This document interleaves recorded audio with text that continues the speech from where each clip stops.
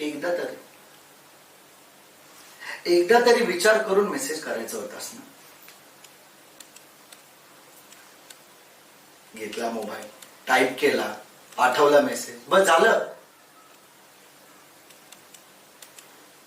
समोरच्याने मेसेज वाचल्यानंतर त्याची काय हालत होईल याचा तरी विचार करायचास.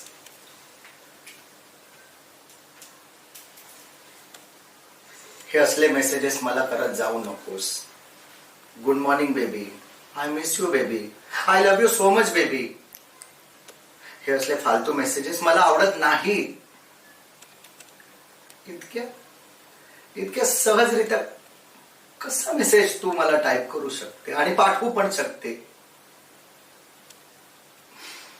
असो, मला माहित नाही तू असा मेसेजेस मला कसे करू शकतेस.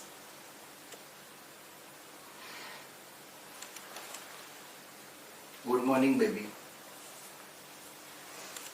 सर्वप्रथम माझी सकाळ झाल्यानंतर हा मेसेज मी तुला टाईप करून सेंड करतो.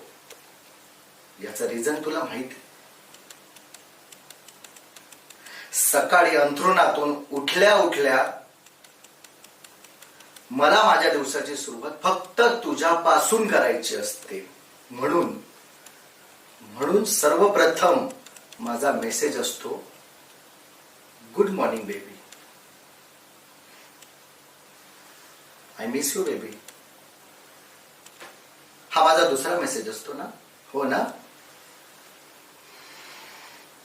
अगं, तुला एवढं कळत नाही.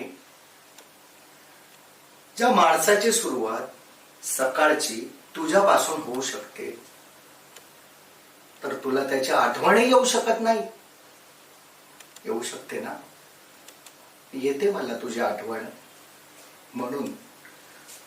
म्हणून माझा दुसरा मेसेज असतो आय मिस यू बेबी.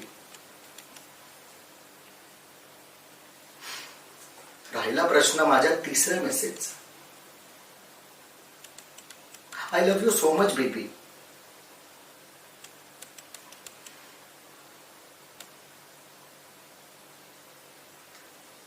आता हे तुला मी कसं सांगू. तू माझ्यासोबत घालवलेले क्षण तुझ्या आठवणीत नाही आहेत का. फक्त माझ्याच आठवणीत आहेत का.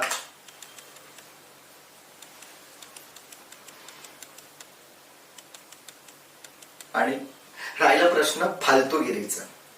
काय म्हणालीस. असे फालतू मेसेजेस मला आवडत नाहीत.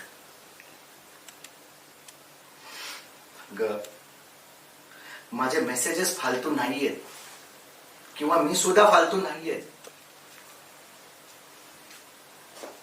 आणि तुला कसं वाटतं. तुला कसं वाटू शकतं की मी केलेली मुलगी फालतू असू शकते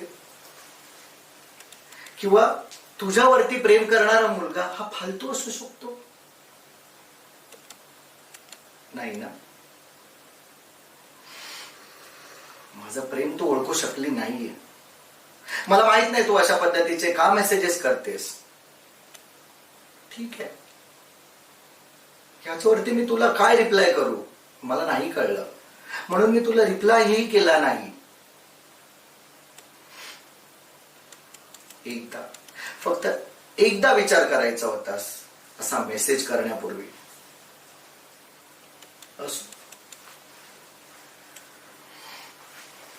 जर तुझं भविष्य उज्ज्वल असेल तर काही प्रॉब्लेम नाही. आणि राहिला प्रश्न माझा, मी असाच आहे. मी तुझ्या आठवणींमध्ये असाच जगू शकतो.